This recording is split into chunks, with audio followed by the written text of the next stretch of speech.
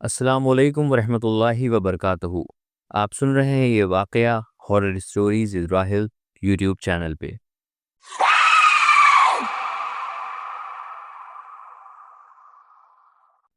उम्मीद करते हैं आप सब बख़ैर होंगे और वाक़यों का लुत्फ़ ले रहे होंगे। आज का वाक़या हमें सुल्तान भाई ने भेजा है। सुल्तान भाई भिलई के रहने वाले थे। ये बताते हैं कि सन 1972 में इन्होंने अपनी पहली ट्रक ख़रीदी थी और उस वक्त इन्होंने नया नया ट्रक चलाना सीखा था। ट्रक चलाते हुए इन्हें 4-5 महीनों का वक्त हो चुका था। उस वक्त इनको ज़्यादातर काम जो मिलता था उसमें इन्हें खेत से फल या सब्जियां उठाकर आड़त तक पहुंचाने का काम होता था। इनका काम नया था लेकिन बहुत अच्छा चल रहा था और शुरुआत में ही इन्हें काफ़ी अच्छा मुनाफा होने लगता है। ये बताते हैं कि एक बार इनको आम उठाने का ऑर्डर मिला। इनको आम ऑर्डर को जहां पहुंचाना था वहां जाने में लगभग 4 से 5 घंटे का वक्त लगता था और उस वक्त वहां का रास्ता भी बहुत ख़राब था। सड़क कच्ची थी और जगह जगह गड्ढे वगैरह थे। खैर पहले तो इन्होंने सोचा कि मना कर देता हूँ, फिर सोचा कि आई हुई रोज़ी को ठुकराना अच्छी बात नहीं है। सुल्तान भाई ट्रक लेकर निकल पड़ते हैं। रास्ते में रुककर एक ढाबे पर खाना खाते हैं। थोड़ी देर ट्रक में ही आराम करते हैं और फिर सफ़र शुरू कर देते हैं। रात भी हो चुकी थी और मौसम भी खुशगवार हो रहा था। तेज़ ठंडी हवाएं चल रही थीं। उस पर थोड़ी ही देर में बारिश की ठंडी फुहार जब चेहरे और हाथ पर पड़ती तो ऐसा लगता कि मैं इस सफ़र पर अकेला नहीं हूँ, बल्कि ये बारिश भी मेरे साथ साथ चल रही है। जब आप अकेले सफ़र पर होते हैं तो ठंडी हवा का झोंका, बारिश की फुहार, बादल की गरज, ये सब आपके सफ़र के साथी बन जाते हैं। और हाँ, रेडियो, ये तो सबके अकेलेपन का साथी होता है। खैर सुल्तान भाई बताते हैं कि मैं अपना ट्रक लेकर जा रहा था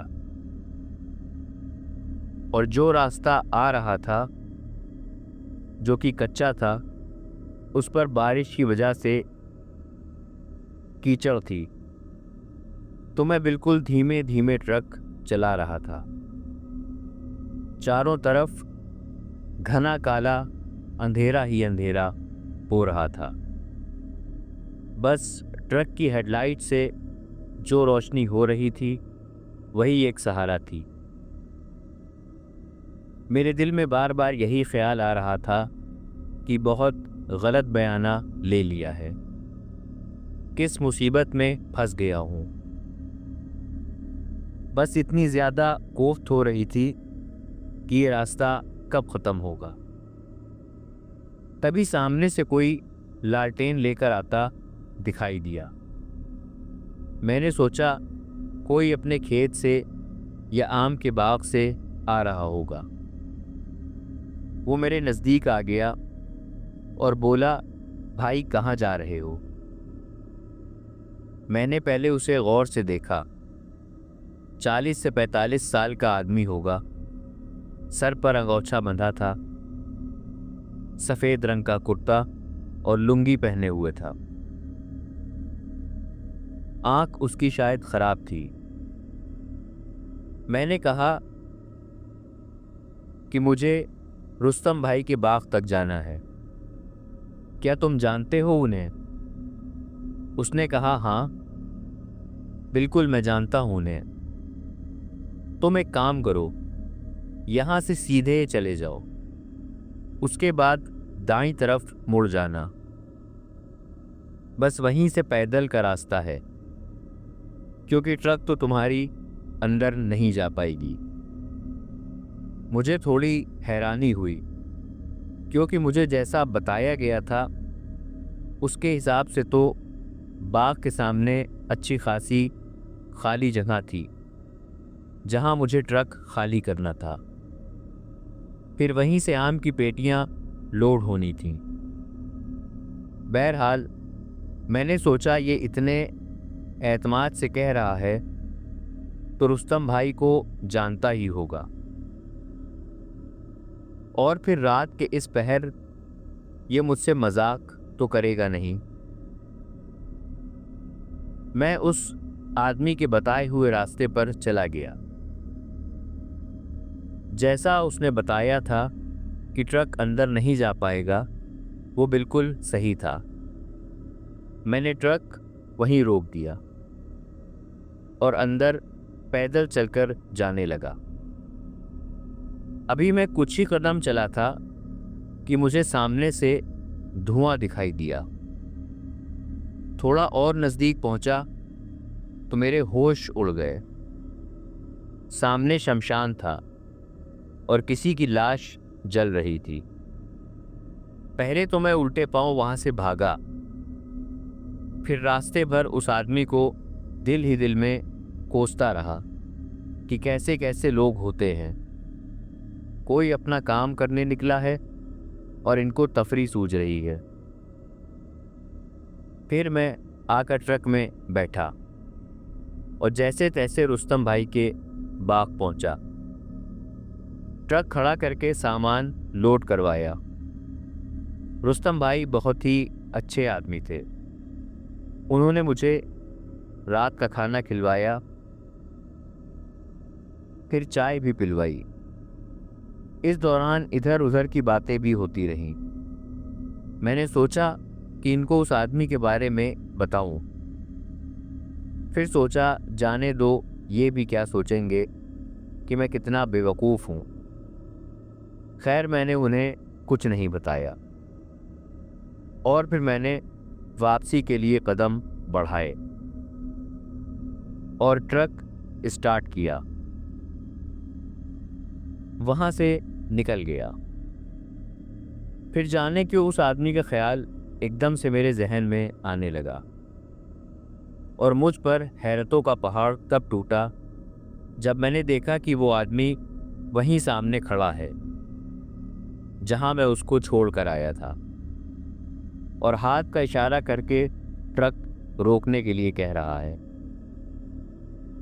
रास्ते की खराबी की वजह से ट्रक तो मैं धीरे धीरे ही चला रहा था। सोचा चुपचाप ऐसे ही ट्रक चलाता रहता हूँ और इसकी तरफ ध्यान ही नहीं दूंगा। लेकिन फिर मैंने सोचा कि इससे ज़रा पूछता हूँ कि तुमने मुझे गलत रास्ता क्यों बताया। मैंने ट्रक रोका। इससे पहले कि मैं उससे कुछ पूछता, वो मुझसे बोला कि भाई दरअसल मैं उस वक्त आपको बाईं तरफ जाने की जगह दाईं तरफ बता गया। आपको खामखा ही परेशानी हो गई होगी। अब मैं बिल्कुल खामोशी से उसे देखता रह गया। मुझे लगा कि इसका मतलब इसने जानबूझकर मुझे गलत पता नहीं बताया था।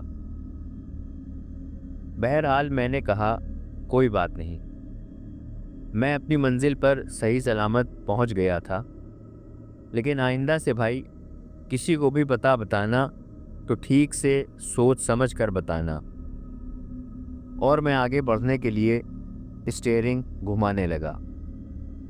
तभी वो लपक कर मेरे पैर पकड़ लेता है। मुझे एकदम से उसका ऐसा करने पर थोड़ी हैरानी होती है। मैं उससे कहता भाई पैर पकड़ने की ज़रूरत नहीं है, तुमसे कोई इतनी बड़ी गलती नहीं हुई है। इस पर वो मुझसे हाथ जोड़कर कहता है कि अगर ऐसी बात है तो आप मुझे आगे सड़क तक छोड़ दीजिए। पता नहीं क्यों मैं उसे चाहकर भी मना नहीं कर पाया। मैंने कहा कि ठीक है, आओ बैठ जाओ। वो मुझसे बोला, आप मुझे पीछे की तरफ बिठा दीजिए। दरअसल यहाँ खड़े खड़े बहुत थक गया हूँ और वैसे भी मुझे नींद भी आ रही है, तो मैं पीछे ही सो जाऊंगा। सड़क तक पहुंचने में वैसे भी कम से कम 1.5 से 2 घंटा तो लग ही जाएगा। मुझे कुछ अजीब लगता है, पर मैं खुद भी बहुत थका हुआ था और ज़्यादा बहस में पढ़कर वक्त ज़ाया नहीं करना चाहता था। तो मैंने ट्रक से उतरकर पीछे लगा तिरपाल हटाया और कहा, यहाँ आम की पेटियां हैं, थोड़ी सी जगह है, तुम अगर यहाँ लेट सकते हो तो लेट जाओ। वो फौरन हामी भर देता है। मैंने सोचा कि ये कैसे इतनी सी जगह पर लेटेगा, क्योंकि वहाँ करीब 1000 आम की पेटियां रखी थीं। उसके लेटने के बाद मैंने तिरपाल बंद कर दिया और आगे का सफ़र शुरू कर दिया। सफ़र खासा तवील लग रहा था, तो मैंने रेडियो पर गाना सुनना शुरू कर दिया। गाना सुनते सुनते सफ़र आसान हो गया। सड़क पर आने के बाद मैंने ट्रक रोका और उसको पुकारा, अरे भाई, सो रहे हो? उठ जाओ, तुम्हारी मंजिल आ गई। पर पलटकर कोई भी आवाज़ नहीं आई।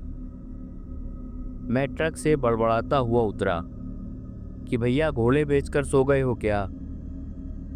तिरपाल हटाया और जो नज़ारा मेरे सामने था उसे देखकर ऐसा लग रहा था कि मेरे पूरे जिस्म में जान ही नहीं है, बस सिर्फ सांसें चल रही हैं। ना तो वहाँ वो आदमी था और ना ही आम की पेटियां। और जो बात मैं इतने लंबे सफ़र में नहीं समझ पाया था, वो इस एक लम्हे में मेरी समझ में आ गई थी। मैंने सोचा कि रुस्तम भाई को क्या जवाब दूंगा, और इतना बड़ा नुकसान वो अलग। मैं किसी तरह होश संभालता हुआ वापस उसके बाग आया।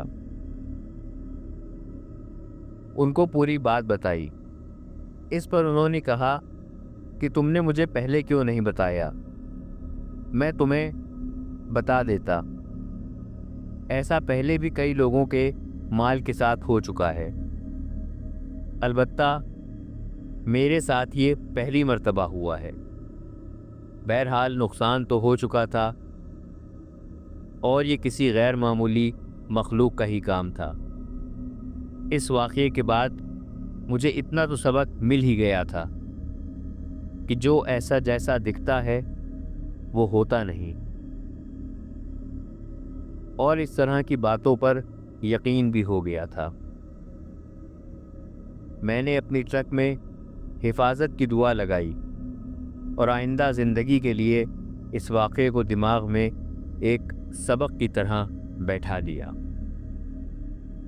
मेरे दोस्तों, ये मखलूक कहीं भी मिल सकती हैं और ज़्यादातर ये शयातीन ही होते हैं, और ये परेशान करने की नीयत से इंसान को मिलते हैं।